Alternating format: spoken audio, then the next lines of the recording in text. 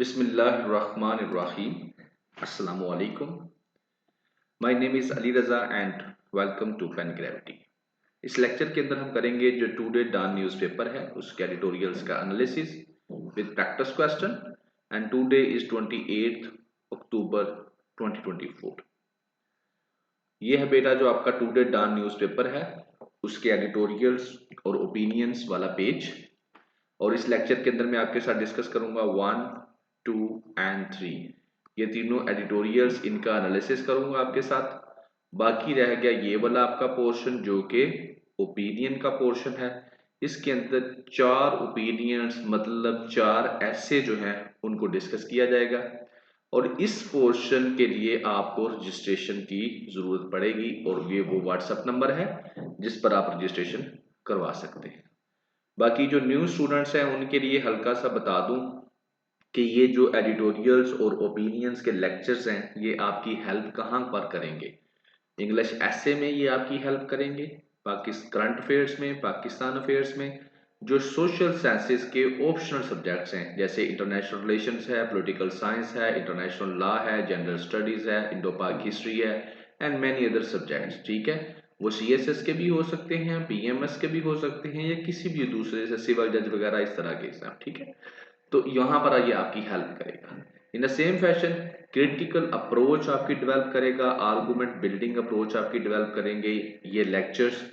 और ये वो वाली अप्रोच है जो पाकिस्तान के एजुकेशन सिस्टम के अंदर मिस है और आप लोग इस चीज़ को बेहतर समझते हैं। ठीक है, बाकी ये दोनों पेपर तो आप इजीली पास कर सकते हैं और इस पेपर के लिए आपको साथ में राइटिंग प्रैक्टिस की ज़रूरत पड़ेगी और उसके लिए नेक्स्ट मंडे से हमारा जो राइटिंग का सेशन है वो कंटिन्यू होगा, आप उसको भी ज्वाइन कर सकते हैं।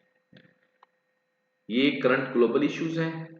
ये बेटा लास्ट टाइम एक बच्चे ने कहा कि सर ये तो स्लाइड्स पुरानी है। बेटा स्लाइड्स बेशक आप इसको पुरानी कहें या नहीं कहें, असल में बात यही है कि ये जो इश्यूज है ना ये कई कई सालों तक खत्म नहीं होते, चलते रहते हैं। ठीक है, तो हमारा कंसर्न इशू से है और ये नेशनल इश्यूज है आपके। बाकी चलते हैं जी अब अपने जो मेन एडिटोरियल्स हैं उनकी तरफ। और एडिटोरियल्स को शुरू करने से पहले एक बात सिर्फ करना चाहूँगा और वो ये कि आपकी तरफ से काफ़ी मैसेजेस आते हैं कि डेली डेली अपलोड ना होने की सिर्फ एक ही रीज़न है और वो सिर्फ ये है कि शेड्यूल इतना बिजी होता है कि टाइम निकालना बहुत मुश्किल होता है। But I am trying my best कि मैं जो है इसका टाइम निकालूं। अल्टरनेट आपको देने की भी कोशिश कर रहे हैं, कोई अल्टरनेट टीचर्स हमें जो है रिक्वायर्ड है कि अगर कोई मिल जाए अच्छा तो वो भी हम कोशिश कर रहे हैं कि ऑप्शंस, ताकि जिस दिन मैं ना कर सकूं वो अल्टरनेट टीचर जो है वो इनको देखे। ठीक है, बाकी इंशाल्लाह जो आपके लिए बेस्ट हम लोग कर सकेंगे वो इस जर्नी में हम आपके लिए कोशिश करेंगे और फाइनली गेम आपके हाथ में है कि आप कितना जो है फोकस होकर अपने एम की तरफ मूव करते हैं। तो शुरू करते हैं वेव ऑफ वायलेंस। पहले इसका आप सुन लें छोटा सा क्रक्स। क्रक्स के अंदर सिर्फ 2 वर्ड्स हैं और वो वर्ड्स ये हैं, एक है टेररिज्म जो पाकिस्तान के अंदर चल रहा है और दूसरा है सिक्योरिटी पर्सनल। सिक्योरिटी पर्सनल से मुराद है जितनी भी आपकी लॉ इन्फोर्समेंट की जो एजेंसीज हैं उनके जो एम्प्लॉयज हैं, जैसे कि पाकिस्तान की आर्मी के फौजी हैं, ठीक है, पुलिस के हैं, इन द सेम फैशन दूसरी जो भी आपकी यूनिफॉर्म फोर्स है या लॉ इन्फोर्समेंट वाले हैं वो सारे के सारे। तो इस एडिटोरियल के अंदर राइटर ये कहता है कि जो टेररिज्म की वेव है, यहाँ पर उसने नाम तो इसका वेव ऑफ वायलेंस रखा है बट इनफैक्ट वो यही इसके अंदर बात करता है कि पाकिस्तान के अंदर जो टेररिज्म है ये कंट्रोल में नहीं आ रहा, ये दोबारा बढ़ना शुरू हो गया है। ठीक है, और इस चीज को वो एक्सप्लेन करता है कि अब दोबारा से पिछले कुछ दिनों में कई टेररिस्ट अटैक होते हैं पाकिस्तान की सिक्योरिटी फोर्सेस के ऊपर, सिक्योरिटी पर्सनल्स के ऊपर, और वो लोग शहीद हो जाते हैं जिनमें पाकिस्तान आर्मी के कुछ जवान मौजूद हैं, जिसमें पाकिस्तान पुलिस के हैं और इस तरह से दूसरे डिपार्टमेंट्स के भी। ठीक है, तो वो कहता है कि आखिर ये जो टेररिज्म है ये पाकिस्तान से क्यों खत्म नहीं हो रहा, what is the reason behind of this कि कितने सालों से हम ये चीज देख रहे हैं। तो इसके लिए वो एक सजेशन देता है, वो सजेशन आपके साथ मैं डिस्कस करूंगा एंड दैट्स इनफ। इतना ही है जो उसने बात की, लेकिन मैं इंशाल्लाह आपके साथ थोड़ा सा इससे हट के भी दो चार चीजें आपके साथ डिस्कस करूंगा जो इनका आपको पता होना चाहिए। तो शुरू करते हैं जिसको टेररिज्म, ठीक है। और टेररिज्म के अंदर security forces, law enforcement agencies, ठीक है ना, उनके बंदे जैसे ये हैं, ये शहीद हो जाते हैं। What's going on. तो बेटा बात शुरू होती है तब से। ये वैसे ग्राफ 2000 से 2018 तक का है, ठीक है ना, जो टेररिस्ट अटैक पाकिस्तान में होते हैं और बाकी चीजें होती हैं। तो आप देख सकते हैं कि 9/11 जब होता है और उसके बाद हम हिस्सा बनते हैं यूएसए की, जो वार ऑन टेरर है उसका हिस्सा बनते हैं। तो फिर पाकिस्तान के साथ ये गेम शुरू होती है, पाकिस्तान में तबाही मचना शुरू हो जाती है। और फिर आहिस्ता आहिस्ता ये जब हम नेशनल एक्शन प्लान की तरफ जाते हैं, वो कब होता है 2014 के अंदर। और इसके अलावा हम इससे पहले कई जो है ऑपरेशंस पाकिस्तान में करते हैं, तो उसके बाद ये नीचे आना शुरू हो जाती है। बट स्टिल ये कंप्लीटली खत्म नहीं हुई, ठीक है। अब क्यों खत्म नहीं हो रही, यही चीज हमने देखनी है। तो बहरहाल टेररिस्ट अटैक करते हैं, जो हमारे लॉ एनफोर्समेंट वाले हैं उनके अंदर पाकिस्तान आर्मी के जवान हैं, पाकिस्तान आर्मी की गाड़ियां हैं, चेक पोस्ट हैं, ये कोई भी चीज़ है, तो उसमें मुख्तलिफ किस्म के हमारे जो पुलिस जवान हैं वो शहीद हो जाते हैं, ये पाकिस्तान के नौजवान शहीद हो जाते हैं, ठीक है। In the same fashion police department के अंदर भी कई लोग शहीद हो जाते हैं, कई पुलिस ऑफिसर्स, कई कांस्टेबल्स या जो भी इसके अंदर जॉब करते हैं वो टेररिस्ट अटैक का निशाना बन जाते हैं और वो शहीद हो जाते हैं। अब यही चीज जो है, इसी चीज को अगर ग्राफ की मदद से दिखाया जाए आपको, तो ये बेटा 2022 के अंदर प्रोविंस वाइज दिखाया गया कि क्या है, किस सूबे में क्या हो रहा है और किस तरह जो है ये तबाही मची हुई है, ठीक है। तो ये आप देख सकते हैं। आगे जो है वो नेक्स्ट आपकी आसानी के लिए कि 2022 में तो जो हुआ हुआ, अगर इसको 2023 के साथ कंपैरिजन किया जाए तो ये चीज बड़ी है।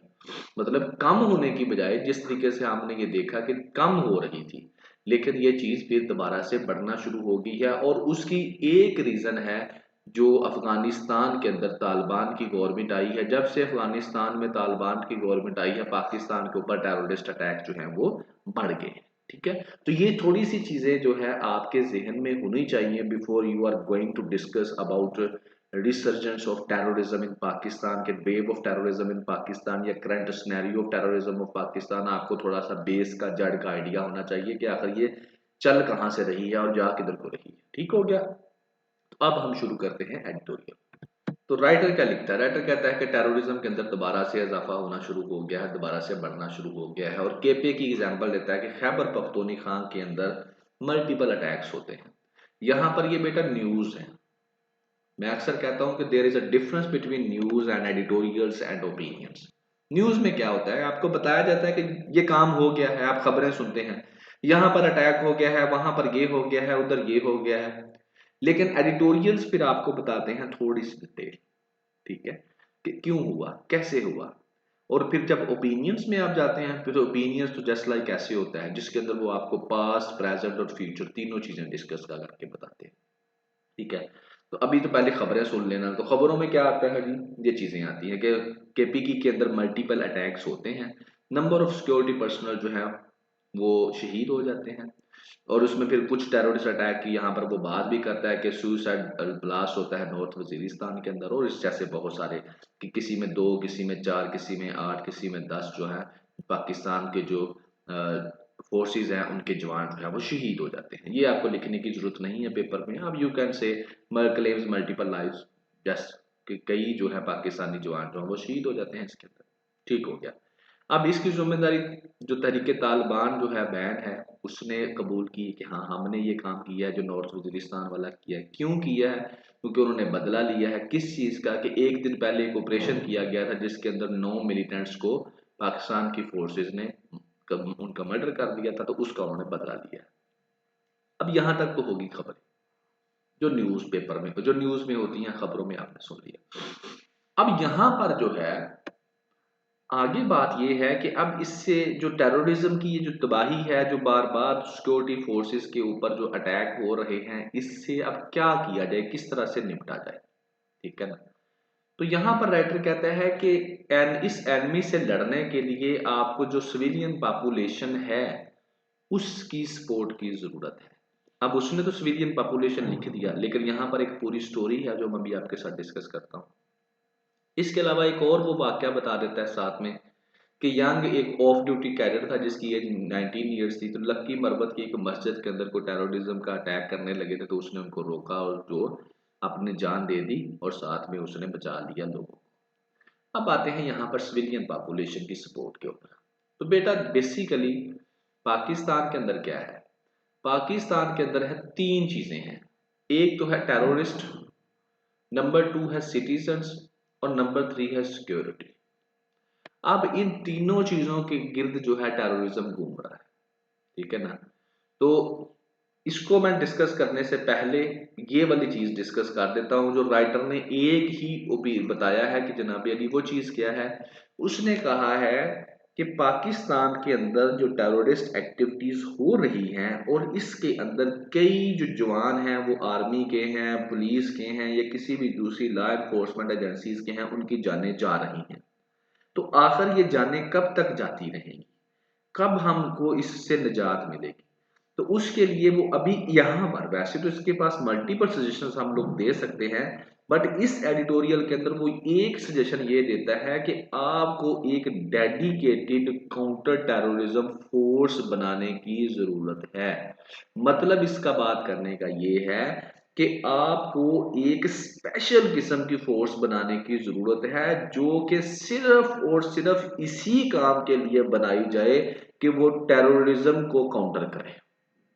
आप कह सकते हैं कि हमने पहले बनाई तो हुई है, कौन सी बनाई है, जैसे नेक्टा है, नेशनल काउंटर टेररिज्म अथॉरिटी बनाई है, उसके अंदर हम लोग जो है कॉर्पोरेट्स की भर्ती करते हैं पंजाब के अंदर खास तौर पर, जिनको तकरीबन 54,000 के करीब सैलरी के अलावा 54,000 उनको क्या दिया जाता है, यही काउंटर टेररिज्म अलाउंस दिया जाता है, ठीक है। लेकिन वो अभी इतनी ज्यादा उनकी तादाद नहीं है, इतनी ज्यादा वो एक्टिव नहीं है कि वो हर जगह पर उसकी प्रेजेंस मौजूद हो, ठीक है। तो राइटर यहां पर कहता है बेसिकली कि पुलिस जो है उसको एक स्पेशल मकसद के लिए बनाया जाता है, आर्मी को बॉर्डर के लिए बनाया जाता है। तो ये जो टेररिस्ट है इनके साथ जो आपको एक स्पेशल फोर्स बनानी पड़ेगी जो डील ही इसको करे, तो फिर आपके जो जवान है पाकिस्तान के उनकी जान बच सकती है। तो ये एक उसने अपना व्यू दे दिया, ठीक है। अब इसको हम साइड पे रखते हैं और आगे एक नया एंगल जो है उसको एक्सप्लोर करते हैं, और ये बहुत ही इंपॉर्टेंट एंगल है।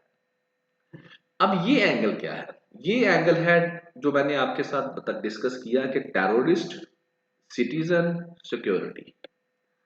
अब अब आप लोग ये सोचे अभी आपको मैंने बताया कि केपी के अंदर अटैक हो रहे हैं, खैबर पख्तूनख्वा के अंदर क्या हो रहा है, अटैक हो रहा है टेररिज्म का। किसके ऊपर हुआ है, लॉ एनफोर्समेंट एजेंसीज के ऊपर। इसके रिस्पॉन्स में स्टेट क्या कहती है, हम लोग अज़्म इस्तेहकाम के नाम से एक नया ऑपरेशन जो है वो लॉन्च करेंगे। तो जैसे ही ये ऑपरेशन लॉन्च करने की बात की जाती है तो खैबर पख्तूनख्वा के जो लोग हैं वो इसके अगेंस्ट प्रोटेस्ट करते हैं कि हम आपको ये ऑपरेशन नहीं करने देंगे, ठीक है। अब यहां पर क्वेश्चन है कि वाई, क्यों नहीं करने। तो यहां पर वो लोग अपनी एक बात एक्सप्लेन करते हैं, अपना एक व्यू एक्सप्लेन करते हैं कि पहले भी यहां पर जो है पाकिस्तान की फोर्सेस ने ऑपरेशंस किए और उन ऑपरेशंस का नुकसान सबसे ज्यादा हमको होता है, यहाँ के लोगों को। हमें ये नुकसान होता है कि सबसे पहले तो हमारा रोजगार चला जाता है, दूसरी चीज हमें यहाँ से दूसरे शहरों में शिफ्ट होना पड़ता है, अपना घर बार छोड़कर हमें दर बदर की धक्के खाने पड़ते हैं, ठीक है। तो लिहाजा उन्होंने कहा कि आप ये काम हम नहीं करने देंगे। आप बगैर ऑपरेशन किए, यानी कि एक होता है छोटे मोटे ऑपरेशन करना, एक होता है बड़े पैमाने पर पूरे इलाके में एक बड़ा ऑपरेशन करना। तो उन्होंने कहा है कि आप एक बड़े इलाके पर आप ऐसे ऑपरेट करें, छोटे छोटे ऑपरेशन करें जिनसे हमारी जिंदगी डिस्टर्ब ना हो, हमारे रोजमर्रा के मामला डिस्टर्ब ना हो, ठीक है। लेकिन गवर्नमेंट ये चाहती है कि मैं एक बड़ा ऑपरेशन लॉन्च करूं, जिस तरह इन्होंने पहले भी किया था। तो दैट इज द इशू कि यहाँ पर ये एक रुकावट है। अब इसकी वजह से जो वहां के सिटीजन हैं वो पाकिस्तान की आर्मी को कह लें या स्टेट को कह लें, उनके साथ जो वो है वो क्या उसे कहते हैं, शेयरिंग नहीं कर रहे, इंटेलिजेंस शेयरिंग नहीं हो रही, बता नहीं रहे, क्योंकि जो भी जिस इलाके में रहता है ही नो वेरी वेल कि यहाँ पर कौन कौन कैसा बंदा है, ठीक है। और उन्हीं में से जो टीटीपी वालों के कोई सपोर्टर भी होंगे, ठीक है। तो यहाँ पर यही गैप है, ठीक है, कॉन्फिडेंस का गैप है। तो लिहाजा गवर्नमेंट को चाहिए कि कोई भी ऐसी पॉलिसी ना बनाए जिससे सिटीजन नाराज हो, ठीक है। और गवर्नमेंट को क्या कर इम्प्लीमेंटेशन करने में उस पॉलिसी को जो है ना रुकावटें पेश हो। तो यहाँ पर यही है कि जो सिविलियन लीडरशिप है उस सूबे की, खैबर पख्तूनख्वा की, उसकी जिम्मेदारी है कि वो इस चीज को समझे और आगे लेकर चले। और इसमें सिर्फ अगर हम लोग इस सारी डिस्कशन को कंक्लूड करें तो एक ही सोल्यूशन है, और वो सोल्यूशन ये है कि वहां के लोगों के साथ जो पाकिस्तान की गवर्नमेंट है उनके राइट्स की पहले तो वायलेशन बंद करें, ठीक है, उनके राइट्स की वायलेशन बंद करें। सॉरी मुझे थोड़ा फ्लू है जिसकी वजह से थोड़ी डिस्टर्बेंस हो रही है। तो वहां के राइट्स की वायलेशन जो है वो पहले तो बंद करें।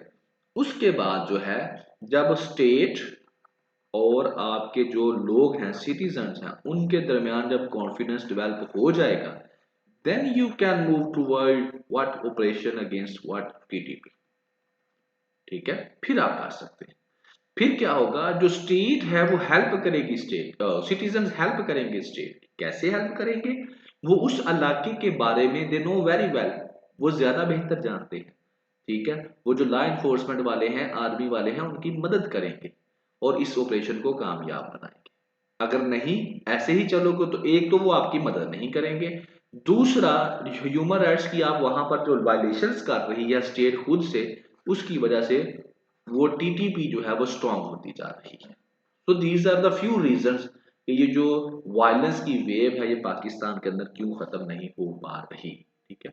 तो होप कि आपको थोड़ा सा आइडिया हो गया। बाकी तो ज़ाहिर है एक बहुत बड़ा टॉपिक है, इतना छोटा टॉपिक नहीं है, लेकिन हमारी कोशिश होती है कि जो इस एडिटोरियल्स के अंदर थोड़ी बहुत चीजें बताई गई हैं सिर्फ उसको लिमिट करते हुए डिस्कशन की जाए।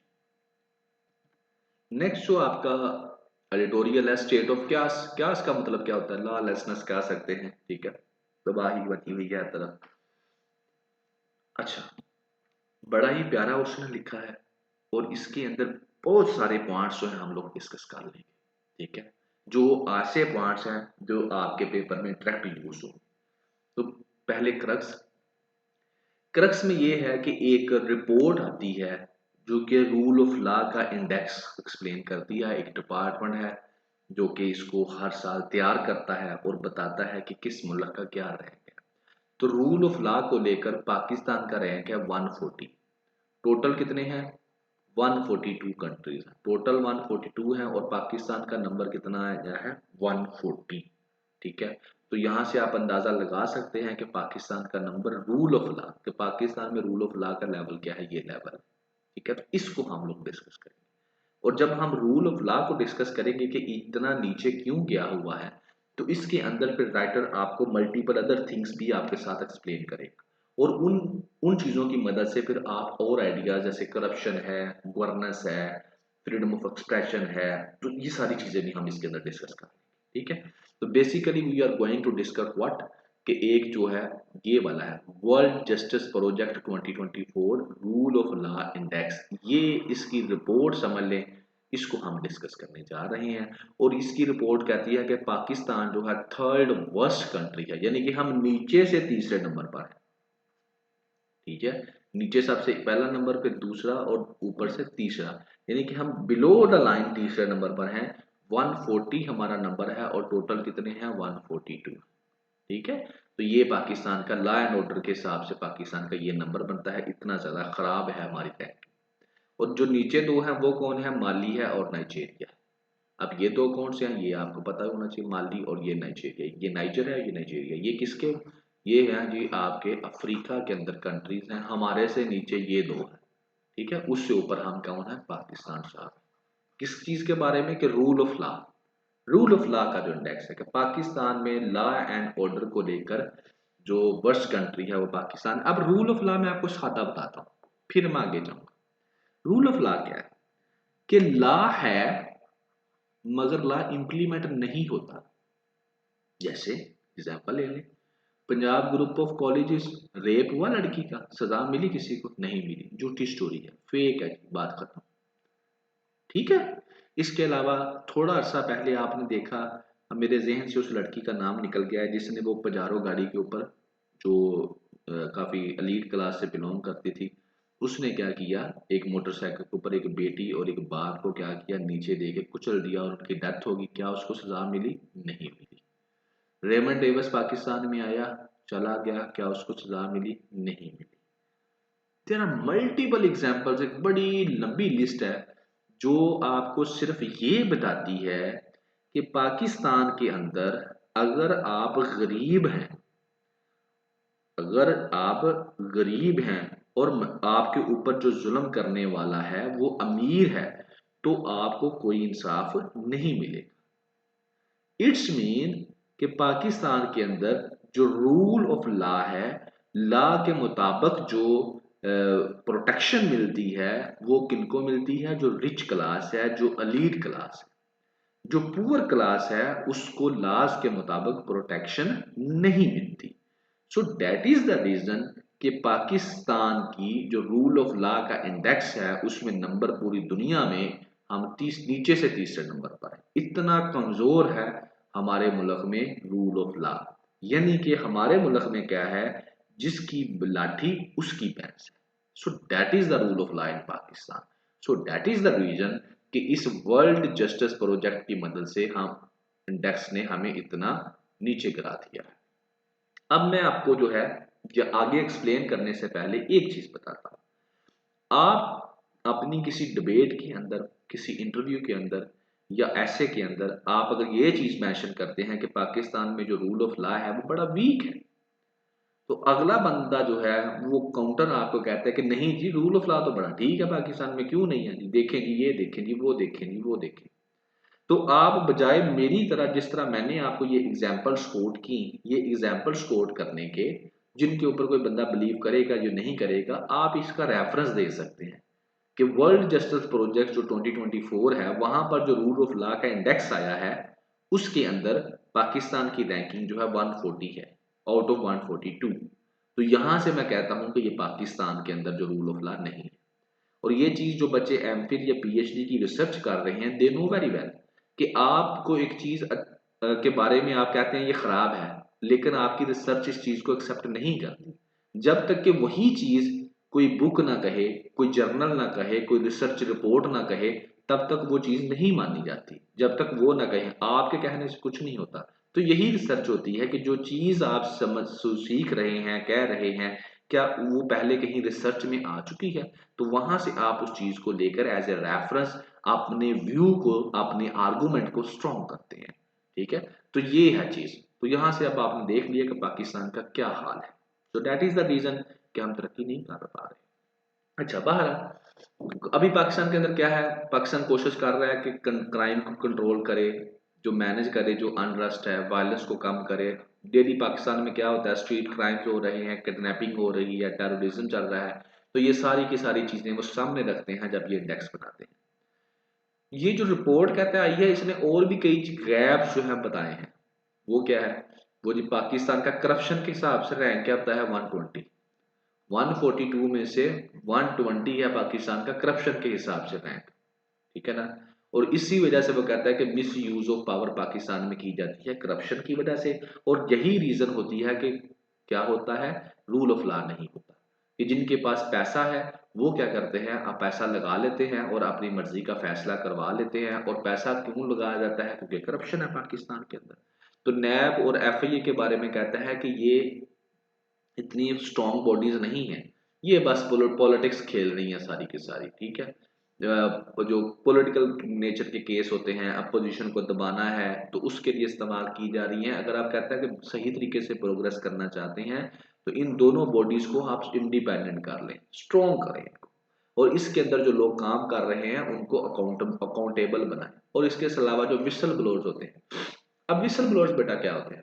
विसल ब्लोअर्स बेसिकली ये होते हैं कि किसी मामले को लेकर, किसी केस को लेकर जिनके पास इंफॉर्मेशन होती है, वो गवाह बन जाते हैं, इंफॉर्मेशन प्रोवाइड करते हैं। तो जाहिर है जो ये काम करेगा, तो जिसके खिलाफ ये काम जाए होगी रिपोर्ट, या जिसके खिलाफ ये चीजें जाएगी, वो तो उसको नहीं ना छोड़ेगा, वो तो मार देगा उसको। तो उनकी प्रोटेक्शन के बारे में भी कहा गया कि एक प्रोटेक्शन दी जाए। तो कहता है ये एक अच्छी चीज की गई है कि जो विसल ब्लोअर हैं, सीटी मारने वाले हैं, या किसी चीज के बारे में बताने वाले हैं, उनको प्रोटेक्शन जो है वो प्रोवाइड की। और इस ओपन गवर्नमेंट में पाकिस्तान का 106 रैंक है। ठीक है, अब ओपन गवर्नमेंट में क्या आता है? इंफॉर्मेशन जो है आपके पास एक्सेस नहीं। अब ये सारे पॉइंट्स हैं जो आप, ये वाला भी, ये पीछे वाला भी मैंने डिस्कस कर दिया। ठीक है, करप्शन के हिसाब से आप कहाँ जाके गिरे हैं, और रूल ऑफ लॉ के बारे में, और ओपन गवर्नमेंट पाकिस्तान में है या नहीं, इसको भी आप ले लें। इंफॉर्मेशन जो है वो पब्लिक को नहीं मिलती सही तरीके। मतलब क्या है कि राइट टू इंफॉर्मेशन एक्ट है, इसका मतलब ये होता है कि आप गवर्नमेंट के किसी भी डिपार्टमेंट के बारे में अगर कोई इंफॉर्मेशन लेना चाहते हैं तो बिंग अ सिटीजन आपके पास राइट है, आप ले सकते हैं, लेकिन नहीं मिलती। यहां पर आपको सी पैक का मैं जिक्र करके बता देता हूं कि सी पैक गेम चेंजर है, ये है, वो है, बड़ी लंबी लिस्ट है इसकी तारीफों की। लेकिन जैसे ही हम इसका क्रिटिसिज्म शुरू करते हैं, तो क्रिटिसिज्म में सबसे पहली बात ये आती है कि इस प्रोजेक्ट के बारे में हमें पता ही नहीं है किसी को, कि हमने कितने पैसे लिए, कहाँ से लिए, कितने वापस करने हैं, किन टर्म्स एंड कंडीशन के साथ वापस करने हैं, कोई पता ही नहीं है। तो सबसे बड़ा ड्रॉबैक इसका यही है। तो ये है कि राइट टू इन्फॉर्मेशन के तहत अगर कोई सिटीजन कहे कि मुझे इसके बारे में इंफॉर्मेशन चाहिए, तो फिर मिलनी चाहिए, सिटीजन का राइट है, उनके पैसे खर्च हो रहे हैं। लेकिन पाकिस्तान में ऐसा नहीं होता। ठीक है, नहीं दी जाती इसको, तो जिसकी वजह से ट्रांसपेरेंसी पाकिस्तान में नहीं होती। ठीक है ना। Effective enforcement of this act जो है कहता है जरूरी है, अगर आप ट्रांसपेरेंसी चाहते हैं, अगर आप चाहते हैं कि पाकिस्तान तरक्की करे। इससे क्या होगा कि जो सिटीजन हैं वो एम्पावर हो जाएंगे, सिटीजन के पास इंफॉर्मेशन आएगी, वो स्टेट के ऊपर ट्रस्ट करेंगे, और खास तौर पर जो रूरल एरियाज के लोग हैं वो भी स्टेट के ऊपर ट्रस्ट करेंगे, तो गवर्नमेंट का स्टेटस जो है वो बेहतर हो जाएगा। उसके बाद फंडामेंटल राइट्स की अगर बात की जाए तो 125 नंबर पर है पाकिस्तान। ठीक है, फंडामेंटल राइट्स कॉन्स्टिट्यूशन की बुक आपके पास होनी चाहिए। मैं हमेशा कहता हूँ कॉन्स्टिट्यूशन 1973 अपने पास रखें, जब भी जरूरत पड़े खोल लें, पढ़ें, देखें, जो भी चीज़ आप लोग डिबेट करते हैं।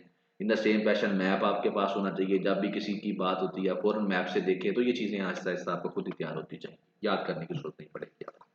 तो फंडामेंटल राइट्स का बेटा पूरा एक चैप्टर है जिसके अंदर राइट्स लिखे हुए हैं कि हर पाकिस्तानी के पास जैसे राइट टू इंफॉर्मेशन है, right to freedom of expression है, राइट टू असेंबली है।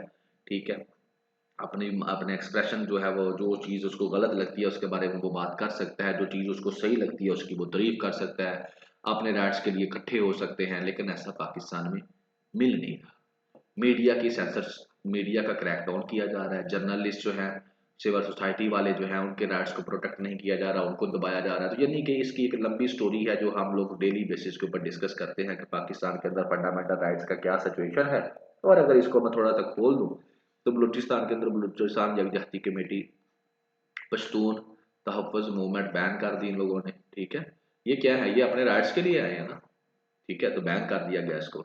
इसके साथ साथ जनाब मिसिंग पर्सन के केसेस है पाकिस्तान के अंदर, फायर वाल फ्रॉम चाइना इंस्टॉल कर दी गई है पाकिस्तान के अंदर। सोशल मीडिया के ऊपर अगर आप कोई ऐसी वैसी एक्टिविटी करते हैं, दारू किसी के खिलाफ बात करते हैं, तो आपके वो है बैन कर दिए जाते हैं, आपको उठा कर ले दिया जाता है। व्हाट्सअप आपका कितनी देर, कई लोगों का व्हाट्सअप जो है वो बैन हो गया। In the same fashion internet को स्लो कर दिया गया। तो मल्टीपल एग्जाम्पल हैं जिससे क्या किया जा रहा है, फ्रीडम ऑफ एक्सप्रेशन को क्या किया जा रहा है, कंट्रोल किया। वीक रेगुलेटरी इन्फॉर्मेंस में 127 नंबर पर पाकिस्तान आता है। अब ये क्या है? यानी कि ये सिंपल अल्फाज में ये है, रेगुलेटरी इन्फोर्समेंट का मतलब ये है कि आप लॉज तो बनाते हैं लेकिन उनको इंप्लीमेंट नहीं करते। सबसे बड़ी एग्जांपल, वुमेन्स के बारे में आपने एक बड़ी लंबी लिस्ट तैयार की हुई है, harassment on work place, harassment on फलाना, ये वो, बड़ी लंबी लिस्ट है। लेकिन जैसे ही इन्फोर्समेंट की बात आती है, जीरो। ठीक है, तो जैसे ही फिर हम वुमेन राइट्स के ऊपर बात करते हैं तो हम हमेशा तक क्रिटिसिज्म के अंदर यही बात करते हैं कि भाई लास्ट तो आपने बना लिए हैं तो इम्प्लीमेंटेशन तो भी करो ना उनकी। तो दैट इज द यहाँ पर ये है। तो पाकिस्तान 127 पर आता है, ठीक है। तो इसमें क्या कहता है कि आप कंज्यूमर्स के राइट्स हो गए, इन्वायरमेंटल लॉज हो गए, इनको आप लोग इम्प्लीमेंट नहीं कर पाते क्योंकि जो प्राइवेट इंटरेस्ट है वो बाईपास कर जाते हैं, ठीक है ना।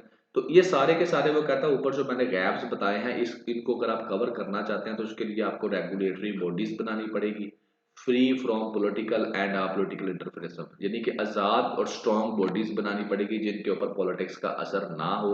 तो फिर ही आप लोग इन चीज़ों को बेहतर कर सकते हैं, जो कि एक इम्पॉसिबल चीज़ है।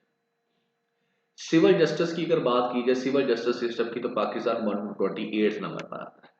अब आपको पता है कि क्या है पाकिस्तान में जस्टिस, चीप नहीं है, एक्सपेंसिव है। एक्सपेंसिव है, डिले है, ठीक है ना।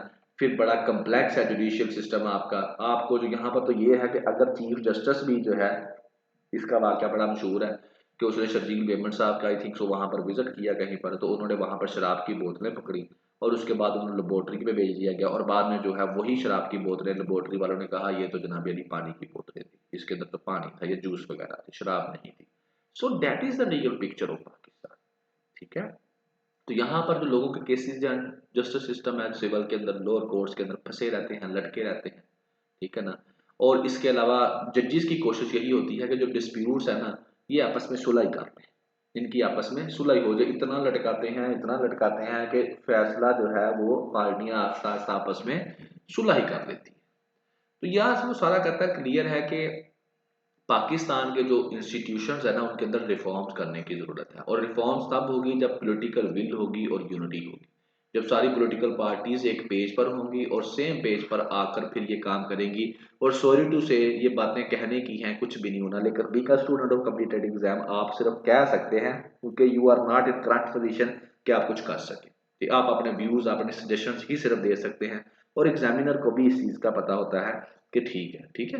तो आप ये कह सकते हैं कि ठीक है जी, पॉलिटिकल विल जो है अल्टीमेटली इन लोगों ने करना है। जिस तरह से इन्होंने भाग दौड़ के 26th अमेंडमेंट कर ली है, तो क्या बाकी काम नहीं हो सकते? बाकी भी हो सकते हैं, बिकॉज पॉलिटिकल विल थी यहाँ पर तो इन्होंने कर ली है। तो बाकी जो अवाम की बेहतरी के काम है वो भी हो सकते हैं if they have political will. तो ये चीजें बेटा आपकी पेपर में इस्तेमाल हो सकती हैं सारी की सारी। PSDP spending. अब पीएसडीपी क्या है? Public sector development programme. वो क्या है? पब्लिक सेक्टर जो गवर्नमेंट मुख्तलिफ किस्म के प्रोजेक्ट्स लगाती है उनके बारे में बात करता है। तो बड़ी प्यारी बात है, ये पहले भी हम लोग डिस्कस कर चुके हैं। अब ये पब्लिक सेक्टर डेवलपमेंट प्रोग्राम जो है, पहले तो ये होता था जी मंजूर हो गए किसी भी इलाके में, जैसे अगर हम लाहौर की बात करूं, ऑरेंज लाइन ट्रेन बनानी है, मेट्रो ट्रेन बनानी है, या कोई डैम बनाना है, या कोई हाईवे बनाना है, या कोई यूनिवर्सिटी बनानी है, कॉलेजेस बनाने हैं, एनीथिंग जो भी गवर्नमेंट प्लान करती है कि मैंने ये बनानी है, यानी कि इंफ्रास्ट्रक्चर कंस्ट्रक्शन का काम यहाँ पर होना है, ठीक है। तो उसको हम कहते हैं public sector development programme, just like this, ठीक है। इस तरह से हम लोग मुख्तलिफ से। अब पहले क्या होता था कि पहले गवर्नमेंट मंजूर कर देती थी और काम शुरू हो जाता था, लेकिन अब कमेटी कहते हैं कि बनानी। अब ये कमेटी जो है ये चेक करेगी कि पब्लिक सेक्टर डेवलपमेंट प्रोग्राम के बारे में क्या करना है, लगाना है नहीं लगाना, अगर लगाना है तो क्या करना है, ठीक है। तो इससे पहले कि मैं डिबेट में जाऊं इसकी, अब यहाँ पर जो है ना बेटा ये आपकी इकोनॉमी के टॉपिक के साथ डायरेक्ट लिंक करेगी। पाकिस्तान की इकोनॉमी को मल्टीपल प्रॉब्लम्स हैं, मल्टीपल डिस्ट्रिक्ट कह लें हर्डल्स हैं, जिसकी वजह से पाकिस्तान की इकोनॉमी ठीक नहीं हो रही। हम तबाही की तरफ जा रहे हैं, हमेशा क्राइसिस में रहते हैं। और उनमें एक प्रॉब्लम ये है पब्लिक सेक्टर डेवलपमेंट प्रोजेक्ट। ये क्या होता है, इनके अंदर करप्शन होती है, नंबर वन। एक तो ये करप्शन होती है, ठीक है।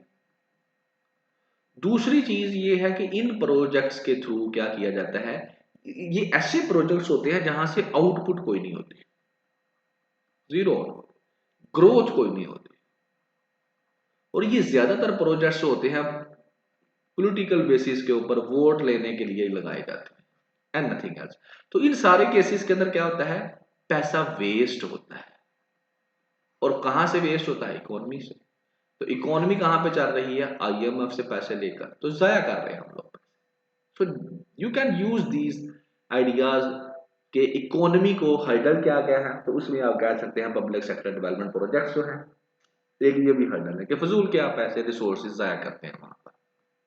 यही चीज उसने कहा है कि पब्लिक सेक्टर डेवलपमेंट प्रोग्राम जो है इनको एफिशिएंट तरीके से जो है लगाया जाए और रिसोर्सेज को ज़ाया ना किया जाए, ट्रांसपेरेंसी रखी जाए। तो इसके लिए एक कमेटी हम लोग बनाने लगे हैं, गवर्नमेंट बनाने लगी है, जिसके अंदर ये देखा जाएगा कि हर साल कुछ प्रोजेक्ट्स जो है एनुअल बेसिस के ऊपर जो है वो सिलेक्ट किए जाएंगे। तो और फिर साथ साथ ये कमेटी रिकमेंड भी करेगी कि कौन कौन सी स्कीम लगानी है और कब तक लगनी है, टाइमलाइन क्या होना है।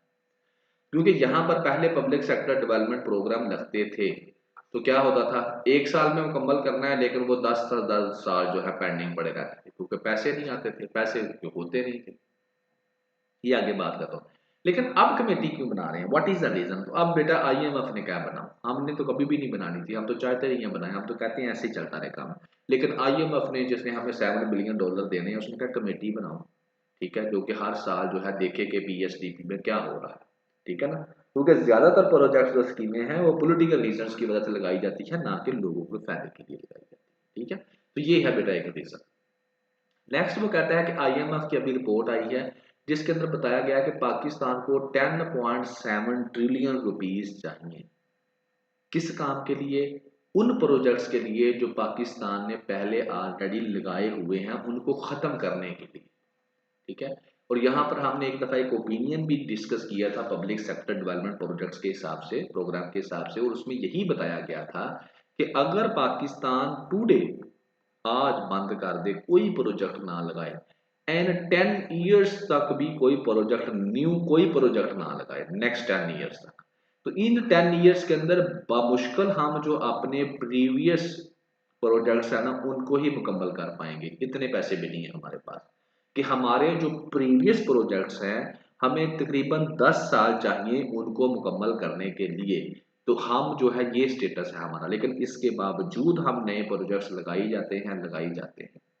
सो ये लगाने की, अब इसमें क्या होता है, पॉलिटिकल रीजंस की वजह से लगाते हैं, करप्शन होती है, पैसा कमाते हैं पॉलिटिशियंस, ठीक है, कॉन्ट्रैक्टर्स को अपनी मर्जी के हायर करते हैं, ठीक है। और सबसे बड़ी बात, इसके अंदर अकाउंटेबिलिटी भी ही कोई नहीं है, कोई मैकेनिज्म ही नहीं, ठीक है ना। और सबसे ज्यादा रिस्पॉन्सिबिलिटी किसके ऊपर डाल देती है, जिस सूबे के अंदर जो होते हैं 18वीं तरमीम के बाद, उन्हीं से कहते हैं जी पूछो, फेडरल गवर्नमेंट कहती है पूछो जी क्या किया है लोगों ने, ठीक है। तो लिहाजा वो कहता है यहाँ पर फेडरल गवर्नमेंट को भी ये कहता है कि वो भी कमेटी बनाए, जिस तरह से फेडरल गवर्नमेंट कमेटी बना रही है, इस तरह से सूबाई गवर्नमेंट भी कमेटी बनाए जो कि इस चीज को देखे। और इसमें देखना क्या है, इसमें दो तीन चीजें देखनी है। पहले, पूरे साल के अंदर जो प्रोजेक्ट्स लगाने हैं वो क्यों लगाने हैं, कौन सा प्रोजेक्ट इंपॉर्टेंट है, वो कितनी देर में खत्म होगा, उसके लिए कितने पैसे चाहिए, उन पैसों को कहाँ से इंतजाम करना है, उन पैसों की अकाउंटेबिलिटी कैसे करनी है, कौन जिम्मेदार होगा। तो ये सारी चीजें देखनी है, ठीक है। फिर प्रोजेक्ट अनाउंसमेंट होगी। तो ये एक कमेटी जो है बनाने जा रहे हैं। और जिस तरह मैंने आपको बताया, अब ये चीजें आप लोग अपने पेपर में किस किस टॉपिक के अंदर लिख सकते हैं, इकोनॉमी के अंदर लिख सकते हैं, करप्शन के अंदर लिख सकते हैं, good governance bad governance crisis के अंदर आप लोग लिख सकते हैं, क्वालिटी एजुकेशन को जो खत्म हो रही है उसके ऊपर लिख सकते हैं। उसमें किससे लिख सकते हैं, उसमें आप ऐसे लिख सकते हैं कि आप लोग नई नई यूनिवर्सिटीज बनाई जा रहे हैं, लेकिन पुरानी यूनिवर्सिटीज के अंदर स्टिल जो है आप लोग उनको फंक्शनल प्रॉपर नहीं कर पाए, वहां पर जो उनकी रिक्वायरमेंट्स हैं उनको आप फुलफिल नहीं कर पाए। So by this way you can use these topics in multiple way according to the demand of the examiner. बेटा ये जहन में रखना है, एग्जामिनर की डिमांड क्या है, आपको क्या आता है, that's not a deal. Examiner ने जो पूछा है कि आप वही बता रहे हैं, सबसे बड़ी गेम ये होती है ऐसे क्या। और बाकी भी सारे पेपर्स के अंदर जो पूछा है सिर्फ उसके ऊपर फोकस रखो, फिर बस वही बताओ, तो इंशाल्लाह यू विल सक्सेस, ठीक है। बाकी बेटा ये नंबर है, कोई भी इशू हो आप डिस्कस कर सकते हैं फोकल पर्सन के साथ। और इसके साथ साथ आई विल रिकमेंड यू कि आप लोग जो है प्रीवियस जो लेक्चर्स हमारे हो चुके हैं ओपिनियन एनालिसिस के, 2 से 3 दिन में आप पूरे महीने के जो है ना ओपिनियन सुन सकते हैं। और इंशाल्लाह जनवरी फरवरी मार्च है, ये सारे पूरे साल के पड़े हुए हैं, आप इनको जो है इस रजिस्ट्रेशन करवाएं। और जो नेक्स्ट है उस पर भी करवाएं, उसको साथ साथ सुने, प्रीवियस जो है उनको जरूर सुने। और इनको सुनने के बाद ना, मैं ये नहीं कहता कि आप सीएसएस पास कर, ठीक है, क्योंकि सीएसएस पास करने के लिए आपको और भी इसके साथ चीजों को तैयार करना पड़ेगा, साथ खास तौर पर राइटिंग के। लेकिन मैं इतना जरूर कहूंगा कि इनको सुनने के पास आप जो ये नोट्स और किताबों के अंदर एक बस उस सरसरी सरसरी सा आपको चीजें बताई जाती है ना, डीप एनालिसिस नहीं आपको करवाया जाता कि हकीकत में दुनिया कहाँ है, हकीकत में पाकिस्तान कहाँ है, हकीकत में हम कहाँ हैं। वो ग्राउंड रियलिटीज के ऊपर आपको जो है इन लेक्चर्स के अंदर ग्राउंड रियलिटीज क्लियर होंगी, real pictures of the society of the world आपके सामने आएगी, और उसकी बेस के ऊपर जब आप चीज़ों को एनालिसिस करना शुरू करेंगे तो इंशाल्लाह आप लोग जो है ना अपने अंदर खुद ही डिफरेंस फील करेंगे। सो इंशाल्लाह ज़िंदगी रही तो नेक्स्ट लेक्चर में फिर हाजिर होंगे, तब तक दुआओं में याद रखिएगा। अल्लाह हाफिज़।